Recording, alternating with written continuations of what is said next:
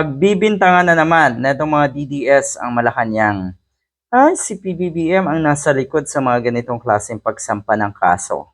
Yan, ganyan na ganyan ang magiging linyahan na itong mga ito. Kasi ano ba kasing mahihita nyo kung ang punteriyahin nyo ay si former Senator Antonio Trillanes? Di ba hindi? Di ba wala? Pero siguradong ang marami sa inyo ay takot pag si Senator Trillanes na ang nagsalita dahil hindi yan titigil hanggat hindi nabubulgar ang mga baho ng mga Duterte. Hindi yan titigil.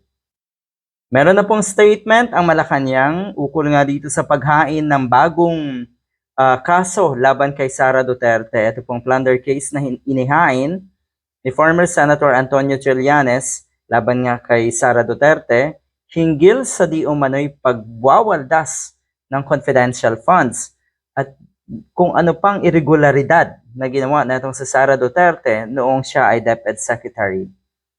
Kung may katotohanan lahat ito, sige, ay dapat panagutin talaga. Totoo naman yun eh. Dapat managot ang may sala. Yan na ngayon. Ang madalas ay sinasabi ng Malacanang. Madalas ay statement ng Malacanang. Dapat managot ang may kasalanan. Kung wala kayong kasalanan, huwag kayong magtago, harapin nyo ang kaso nyo. Hindi naman ibig sabihin walang kasalanan si Bong Revilla, ano ho. Pero yan dapat eh, harapin nyo ang kaso nyo. Huwag kayong magdrama, huwag kayong magpaawa, huwag kayong magpa-victim.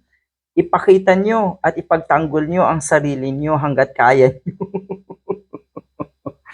So ang mangyayari kasi dito sa mga diehard, magtuturo rin yung mga yan. Gagawa yan ng kung ano-ano ring akusasyon laban sa nasa Malacanang. Ang masaklap dyan, puro lang kayo akusasyon. Hindi katulad ng mga ginagawa ni former Senator Antonio Trillanes at ng ating gobyerno sa pag-iimbestiga sa napakaraming katiwalian sa gobyerno na madalas ay may resibo, nasa tamang proseso at legal.